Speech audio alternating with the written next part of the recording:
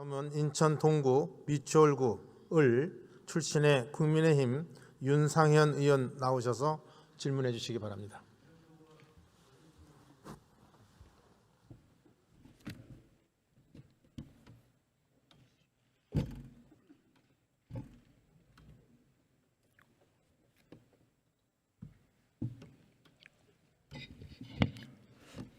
존경하는 정우택 부의장님, 그리고 선배 동료 의원 여러분, 인천 동구 미추홀구 출신의 윤상현 의원입니다. 먼저 총리님 나와 주시겠습니까?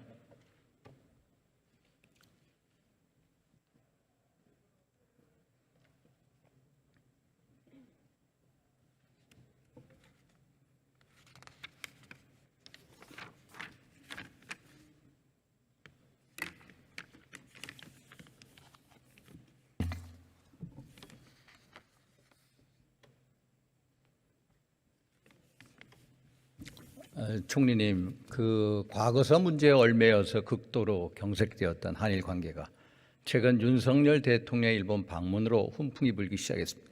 그런데 아직도 야권에서는 비판의 수위가 높습니다. 총리님, 대통령이 나라를 팔아먹었습니까? 저는 절대로 그렇지 않다. 오히려 대승적인 그런 결정을 통해서 한일 관계를 정상화했다, 이렇게 생각합니다. 대통령의 한일 정상회담에서 얻은 게 하나도 없습니까? 단기적으로도 벌써 여러 개가 있죠. 예를 들면 북한이 저렇게 미사일을 쏘는 과정에서 우리에게 군사 협력에 이런 그 정보를 교류할 수 있는 지소미아를 복원시켰고요. 또 당장 반도체에 대해서 규제를 하고 있던 세 가지를 철폐를 했고요. 그리고 무엇보다도 앞으로 한일 간의 관계가 서로 그냥 냉랭한 이런 관계가 아니라 셔틀 외교를 해나가자, 이렇게 합의를 하셨고요. 또 화이트리스트 같은 것도 지금 각 나라의 절차에 따라서 이 절차를 밟아나가자, 이렇게 얘기를 했습니다. 그리고 지금 그동안에 거의 대한민국의 정부와 일본 정부 간의 대화가 끊겨 있었습니다만, 이런 것들이 지금 각 부처별로 그 현안에 대해서 또 논의들을 하는 그런 좋은 분위기가 만들어져 가고 있고, 무엇보다도 우리 일본에 있는 우리 50만 동포들의 전체적인 생활이 굉장히 좀 편해졌다 하는 얘기를 듣고 있고, 그동안에는 정말 좌불안석이었다 하는 그런 그 내용이 들리고 있습니다. 그리고 또 일본으로부터 이제 젊은이들 간의 교류가 이제 곧 시작될 거고, 일부 수학여행을 오는 그런 그 젊은 이들도 있는 것 같습니다. 또 관광도 다소 좀 회복이 되고 있는 상황이고요. 그래서 전체적으로 당초에 예상했던 그 한일 간의 그런 관계의 정상화, 이 문제는 나름대로 나가고 있고, 앞으로 이런 문제들이 이제 계속 많은 한일 간의 이슈가, 과제가 그동안에 쌓여 있기 때문에 또 이런 문제들을 논의해 가면서 한일 양국이 만족할 수 있는 수준에서 협의하고 또 해결책을 찾아갈 거다, 이렇게 생각합니다. 지소미아 복원이 우리에게 필수적인 사항입니까? 아니면은 선택적 사항입니까? 필수적이라고 말씀드려야 될 것 같습니다. 이유는 뭔가요? 특히 이제 우리의 가장 큰 위협은 북한의 미사일입니다만, 그 미사일에 대해서 여러 가지 정보를 서로 교류하는 이런 것들이 제도화가 이제 좀 정상화가 됐다, 이렇게 말씀을 드리겠습니다. 그리고 혹시 허용해 주신다면 제가 아까 우리 1965년 한일 그 협정이 우리가 전승국으로서 인정 못 받은 게 파리 협약이다 그랬습니다만, 샌프란시스코 협약 말씀을 드리겠습니다. 1951년입니다. 그 지소미아의 복원으로 자위대의 군합발이 한반도를 짓밟을 수 있다, 야권이 주장하는데 어떤 근거가 있습니까? 저는 그거는 전혀 근거가 없다고 생각합니다. 왜냐하면 제가 무슨 일본을 선량하기만 하다 이렇게 봐서가 아니고요. 일본이 옛날에 군국주의 시대의 일본이 아니지 않습니까? 이제는 자유민주주의를 하는 나라고, 또 법치주의를 준수하고 있는 나라고, 또 인권을 존중하는 나라고, 시장 경제를 하는 나라이기 때문에 일본이 옛날처럼 한국이 일본에 비해서 뭐 경제력이 형편없이 떨어지는 나라도 아니고, 또 군사력이 그렇게 뭐 크게 떨어지는 나라도 아니고 하기 때문에 저는 한일 간에는 그러한 그 과거의 어떤 패배주의에 근거를 둔 그런 과도한 걱정, 이런 거는 좀 무리한 일이다 이렇게 생각을 하고, 이제는 정말 한일 간에 협력을 해서 동북아의 이런 안정을 구하고, 또 세계 안보에도, 또 경제 발전에도, 번영에도 기여하는 그런 관계로 발전해야 된다 이렇게 생각합니다. 우리 주권을 무시하면서 자위대가 한반도에 진출할 수 없습니다. 2015년 미국과 일본의 방위협력 지침에 보면은 자위대 활동에 대해서 제3국의 주권을 완전히 존중하고, 영어로 full respect하고, 그리고 미국과 일본의 헌법 그리고 국제법을 따라야 된다라고 명시되어 있습니다. 이번 우리 대통령 방일에서 부족한 부분이 뭡니까? 저는 하여튼 한일 간의 이런 정말 더 이상 가기가 어려운 이런 악화된 관계를 그래도 하나의 정상화를 시키는 그런 토대를 확실히 만들었다 하는 것은 저는 뭐 굉장히 큰 일이라고 봐서 앞으로 이제 가면서 계속 한일 간에 좀 더 나은 관계를 가져가면서 그러한 문제들을 이제 해결을 해나가야 된다 이렇게 생각합니다. 기시다 후미오 총리가 구체적인 사과가 없었고, 일본 전범 기업의 사과 내지 강제징용 피해자 재단의 참여가 없지 않습니까? 저는 뭐 그 부분에 대해서는 아직도 길이 좀 열려 있다 이렇게 보고요. 일단 오부치 김대중 선언을 포함한 그런 그 일본 정부의 역사 인식, 이거를 받아들인다 이렇게 했기 때문에 그건 앞으로 오부치 김대중 선언이라는 것이 결국 통절한 반성과 마음으로부터의 사죄거든요. 그러한 것들을 잘 이행을 해나가는 것이 중요하다, 저는 그렇게 생각합니다. 그리고 일본 기업의 그런 그 한일 관계의 발전을 위한 기여도 앞으로 계속 더 좀 이렇게 좋은 관계들이 만들어지면서 활발한 그런 활동이 이루어지면 너무 지금 단계에서 그 모든 것을 이렇게 비관적으로 볼 일만은 아니다 이렇게 생각합니다. 일본 정부가 선뜻 우리의 호응에 담대하게 못 나온 이유가 제가 보기엔 문재인 정부의 어떤 합숙 효과 때문이다라고 보는데 동의하십니까? 뭐 많이 들으셨겠습니다마는 그동안에 사실 일본이 한 번도 대한민국 정부에 대해서 좀 그 신뢰를 크게 할 수가 없다. 만들어진 조약도 정권이 바뀌었다고 파기해버리는, 이거는 좀 문제 아니냐. 그래서 이제 물론 그 협약을 그대로 유지한다 이렇게 말씀을 하셨습니다만, 재단은 일단 하여튼 그렇게 해산이 된 그런 상황이고 해서 그런 문제에 대해서 일본이 과거와 같은 그런 인식을 우리에 대해서 조금 달리 가졌었던 것은 뭐 현실적인 사실인 것 같습니다. 제가 보기에 기시다 후미오 총리가 2015년 12월 한일 위안부 합의 당시 외무상 주역이었습니다. 그런데 문재인 정부에서 화해와 치유재단을 해산했죠. 사실상 파기 선언을 했습니다.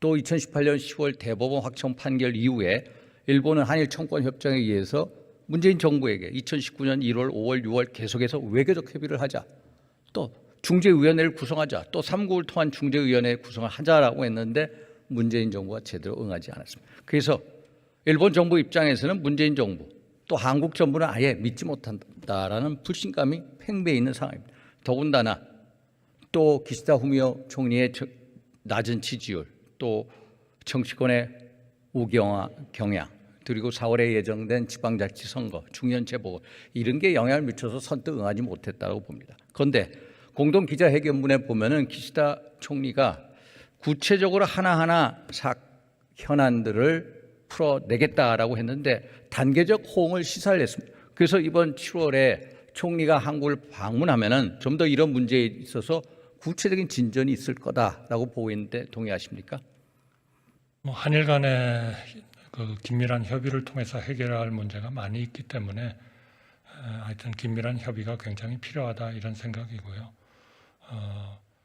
저는 셔틀 외교가 진행이 되면 될수록 조금씩 한일 간의 관계가 좀 좋아지는 쪽으로 가리라고 그렇게 생각합니다. 총리님이 한일 정상회담에서 우리 윤석열 대통령이 조공 외교를 했습니까? 아니면 굴욕 외교를 했습니까?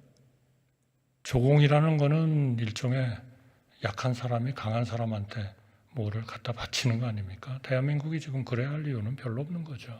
한일 간에는 이제는 거의 동등한 관계에 있고 또 동등한 관계에서 동북아 또 전 세계를 향해서 보편적 가치를 공유하면서 기여하는 그러한 관계이기 때문에 그러한 그 표현은 아주 적절하지 않다 이렇게 생각합니다. 총리님, 그러면 윤석열 대통령이 양보를 했다고 보십니까? 결단을 했다고 보십니까? 저는 뭐 당연히 어려운 결단을 하셨다고 생각합니다.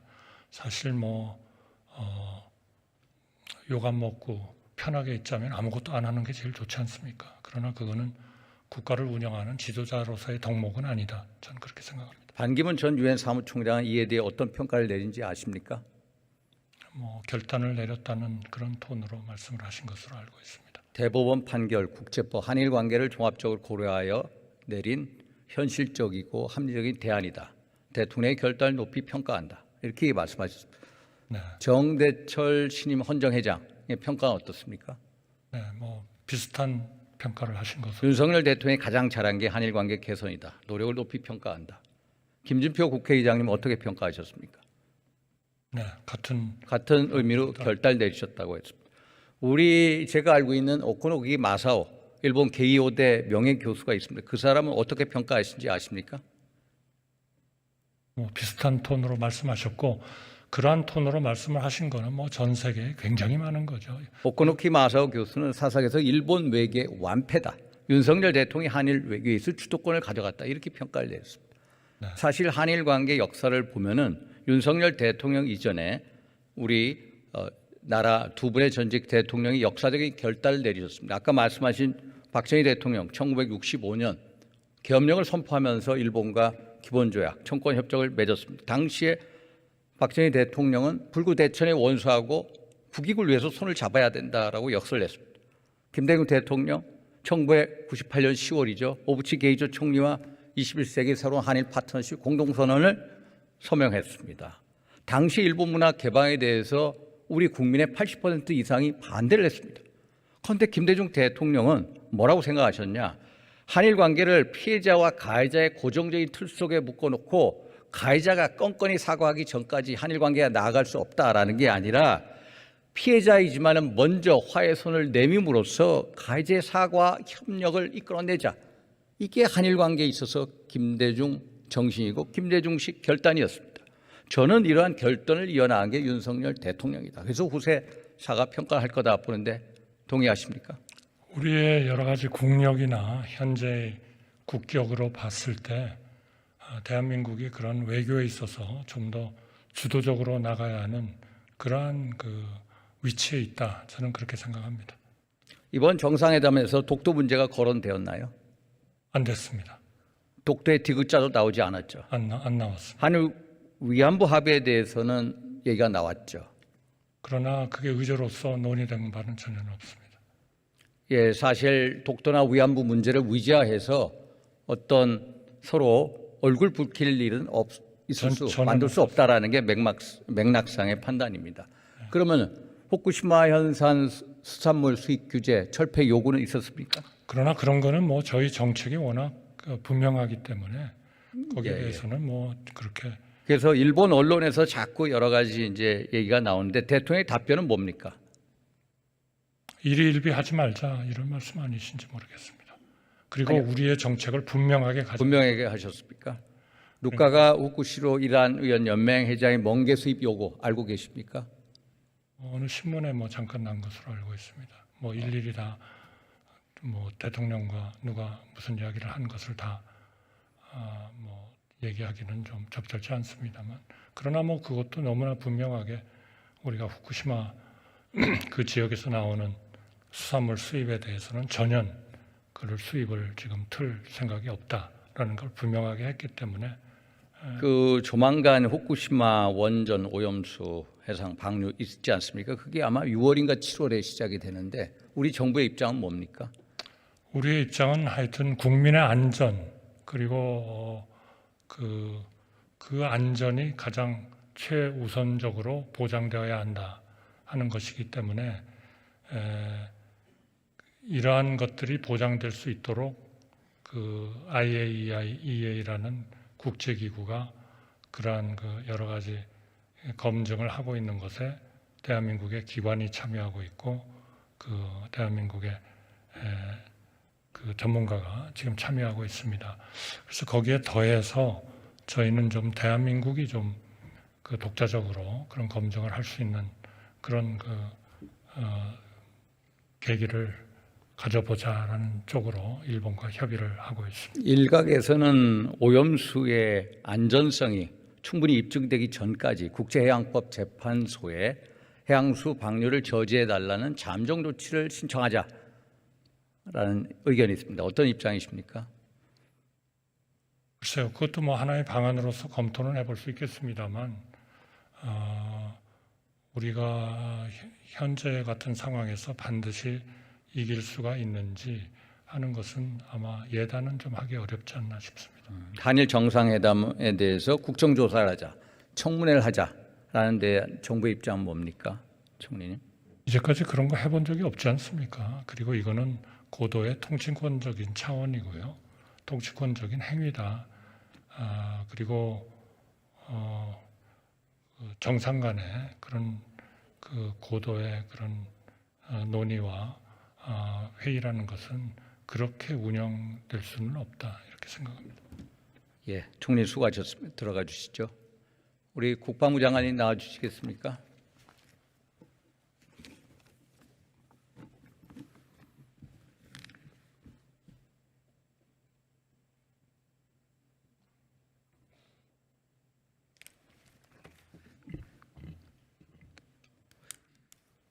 장관님, 지난달 김정은 위원장이 화산 30일 전술 핵탄두를 공개하면서 핵무기 생산에 박차를 가해달라 지시했습니다. 알고 계시죠? 예, 그렇습니다.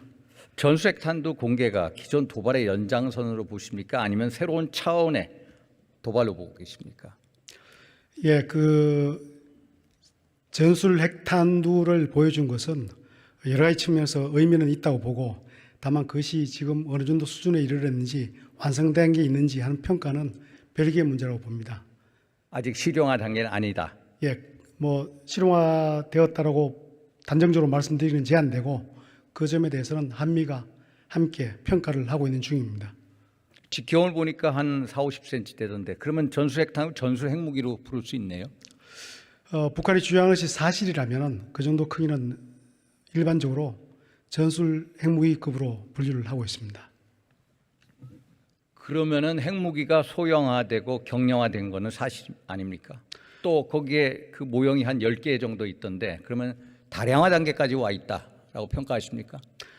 북한은 분명히 그런 방향으로 소형화, 경량화 하고 있다고 저는 보고 있고, 그 수준이 현재 완성 단계에 있느냐 하는 것은 별개의 문제라고 봅니다. 그 공개됐을 때 벽면의 사진 보셨죠, 장관님? 예, 그렇습니다. 8가지의 다양한 형태의 전술급의 유도탄 무기가 포함되어 있습니다. 그러면 이 전술 핵탄두를 단거리 탄도 미사일뿐만 아니라 초대형 방사포, 또 순항 미사일, 또 그다음에 급초음속 비행체 등에 표준화시킬 수 있다라는 걸 과시한 건데 어떻게 평가하십니까? 북한이 주장하는 것하고 저희들이 평가하는 것하고 차이는 있지만은 그것을 무시할 수준은 아니라고 보고 있고, 정확한 수준을 저희들은 미측과 함께 평가를 하고 있는 중입니다. 이 전술 핵탄두를 공개를 했으면은 조만간 7차 핵실험이 있을 거다 없다라고 본인은 판단하고 있습니다. 어떻게 보고 계십니까? 예, 저희들도 7차 핵실험은 할 것이다 이렇게 보고 있는데 다만 조만간 한다 또는 임박했다 이렇게 단정적으로 말씀드리기는 제한되고 왜냐하면 준비는 다 되어 있더라도 어느 시점에 할 것인가 하는 것은 북한 지도부가 결정하기에 따라 달라지기 때문에 저희들이 핵실험하는 시점을 예단하기는 상당히 어렵다 이렇게 말씀드립니다. 시기는 예측하기 힘들다. 예, 그러나 핵실험할 준비는 다 되어 있다. 그러면은 3번 갱도를 작년에 이미 완성시키지 않았습니까? 예, 그럼 그렇습니다. 3번 갱도로 추정하고 계십니까? 예, 3번 경도로 보고 있습니다. 예. 그러면 어떤 우리가 작년 11월 8일인가요? 미국 중간 선거 이전에 7차 핵시험을 할 거다라고 했는데 그냥 스킵했습니다. 예, 그래서 기술적인 문제가 있을 거다라고 봤는데 기술적 문제가 아니라 이미 이 소형화 단계까지 온 걸로 보입니다. 그래서 기술적 문제는 아니고 결국 핵무기의 소형화, 경량화를 위한 핵시험을 할 거다 이렇게 보십니까? 그런 의도가 있다고 봅니다. 그러나 그 핵실험을 할 때 그것이 더 큰 위력의 핵실험을 할 수도 있을 것이고 또 말씀하신 것처럼 경량화된 소형화된 그런 핵탄두를 실험하는 경우도 있을 것이고 그래서 그것 또한 단정적으로 말씀드리기는 제한됩니다. 그러나 소형 전술 핵무기에 대한 핵실험 가능성 그것이 가능성이 있다라고 볼 수 있습니다. 일부에서는 어학자가 북한 입장에서 핵탄두 소형화 경량화 단계를 마쳤다라고 하니까 7차 핵실험이 필요 없다라고 주장하는 학자도 있습니다. 동의하십니까? 일부 학자들은 그런 주장하는 것으로 알고 있는데 그러나 기존의 핵 보유 국가들이 핵실험 해온 그 경과를 보면은 수백 개 또는 1000회 이상의 핵실험을 한 경우도 있다고 보기 때문에 그 점은 핵실험을 하지 않고 그 소형화 경량화를 완성했다라고 평가하기는 쉽지는 않을 걸로 봅니다. 과거 문재인 정부 때 북한이 6차 핵실험을 했을 때 보면 2017년 가을입니다. 그때 핵탄두 모형을 공개를 하고 당일날 핵실험을 했거든요. 예, 또 그렇습니다. 박근혜 정부에서 5차 핵실험을 할 때 핵탄두 모형을 공개를 하고 6개월 후에 핵실험을 했습니다. 예. 그래서 핵실험하는 수순으로 가고 있다라고 저는 보고 있습니다. 과거 패턴을 염두에 둔다면은 의원님 말씀처럼 머지않은 시기에 핵실험을 할 것이다라고 볼 수도 있고 또 이것이 다른 준비를 모두 완료해놓고 마지막 단계에 핵실험을 한다라고 가정한다면은 그 시기는 북한 지도부가 판단하는 그 시점이 될 것이라고 봅니다. 그래서 예단하기는 쉽지 않겠다 이렇게 볼 수 있습니다. 북한의 고도화되는 이 이런 앞으로 있을 7차 핵실험 우리의 대비책이 뭡니까? 가장 바람직한 것은 7차 핵실험을 하지 않는 것이고 예. 그것이 이제 억제인데 핵실험을 억제하는 것인데 우리는 그런 방향으로 그것이 최선의 방안이라고 보고 노력을 하고 있습니다. 즉 무슨 말씀이냐면은 결국 북한이 핵실험에서 핵을 갖고 있을 때 그것이 북한 체제 유지를 위해서도 도움이 되지 않는다. 오히려 체제 유지도 부정적으로 영향을 미친다. 더 어렵다.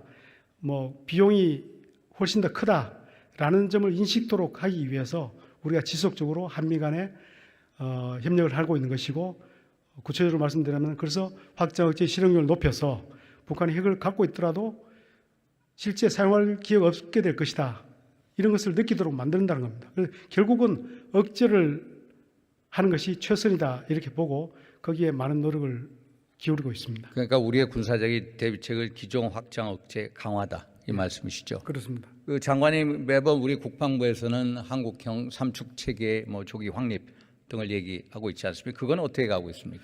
그것은 그 전적으로 미국의 확장 억제 능력 또는 정책에만 의존할 수 없는 문제니까 우리는 우리 나름대로 해야 할 부분이 있다고 봅니다. 그것이 이제 삼축 체계 부분인데 예를 들면은 북한이 핵탄두를 장착한 미사일을 발사할 때 우리는 자체적으로 방어를 할 수 있어야 됩니다. 그것이 삼축 중에 하나이기 때문에 그것은 뭐 어떠한 경우라도 우리 국민의 피해는 방지하고 최소화시킬 수 있도록 우리가 대비를 해야 된다 하는 차원에서 삼축 체계에 대해서 우리가 집중적으로 노력을 하고 있습니다. 또 미국에서 최근에 핵우산 협의체를 구성을 하자 한미일 그거 논의 어떻게 되고 있습니까?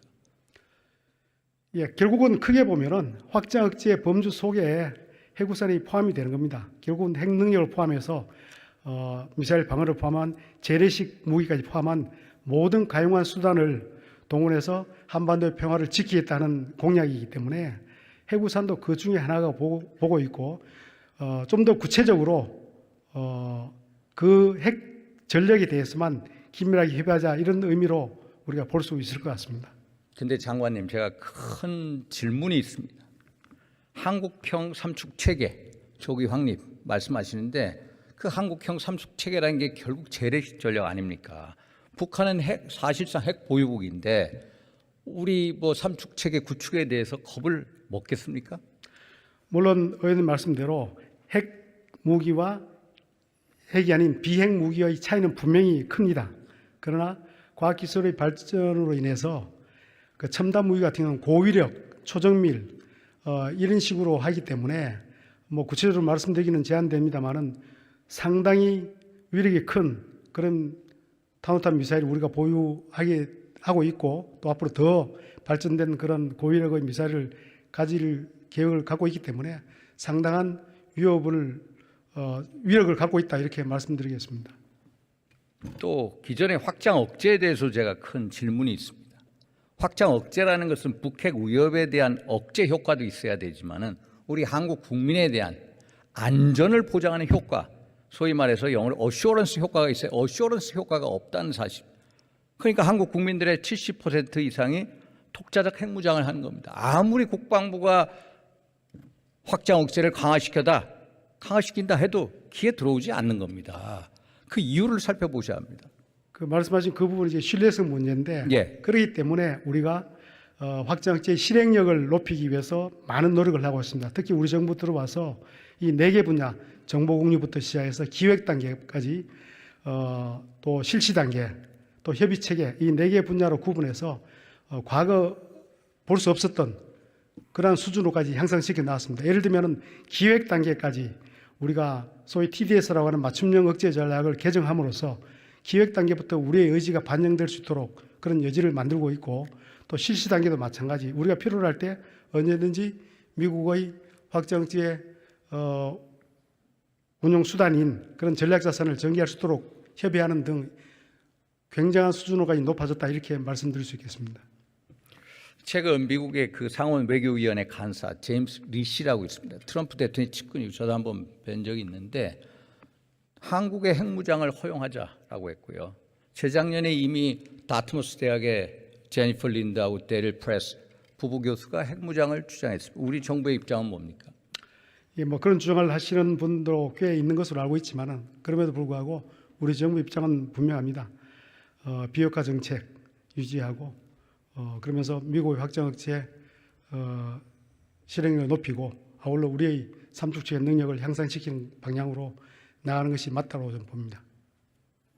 결국 우리의 독자적 핵무장이 현실적인 대안이 아니다. 예, 저는 그렇게 보고 있습니다.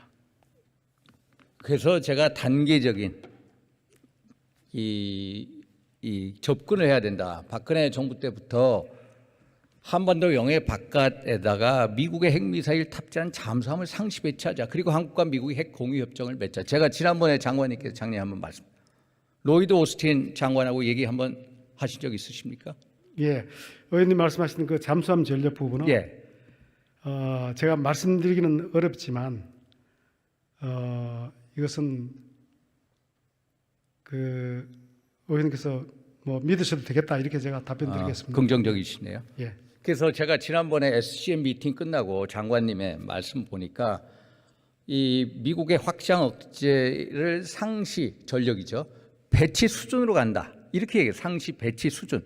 제가 주장하는 것은 북한이 7차 핵시험 이후에 지금 당장이라도 상시 배치 수준이 아니라 상시 배치를 해야 한다. 소위 말해서 확장 억제 제도화가 필요하다. 이런 말씀을 드립니다. 그래서 빨리 다음 달 우리 대통령 방미에 확장 억제 제도화 의지를 한번 만들어 주십사 부탁의 말씀을 드립니다. 예, 의원님 말씀 충분히 이해를 하고 있습니다. 예, 예, 장관님 수고하셨습니다. 예.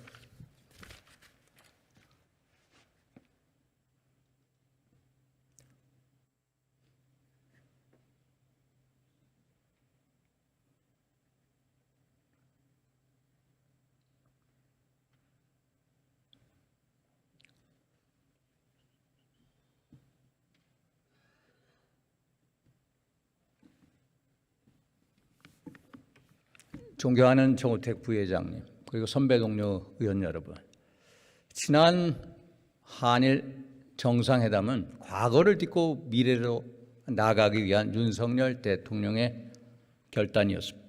그런데 아직도 일부에서는 반일 선동을 획책을 하며 정쟁으로 몰아가고 있습니다.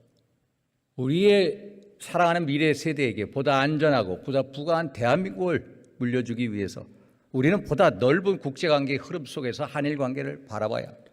무턱대고 반일할 게 아니라 어떻게 하면은 그 길을 하고 어떻게 하면은 용의를 할 것인지 창조적인 대안을 마련해야 합니다. 그것이 바로 한일 관계에 있어서의 김대중 정신이고 김대중식 결단이었습니다. 그 결단을 윤석열 대통령이 이어간 것입니다. 그래서 저는 지난 25년 전 김대중 대통령께서 우리에게 제시하셨던 그 전략적인 해안을 우리 모두 다시 한번 헤아려 주십시오 하는 부탁의 말씀을 드립니다. 경청해 주셔서 감사합니다.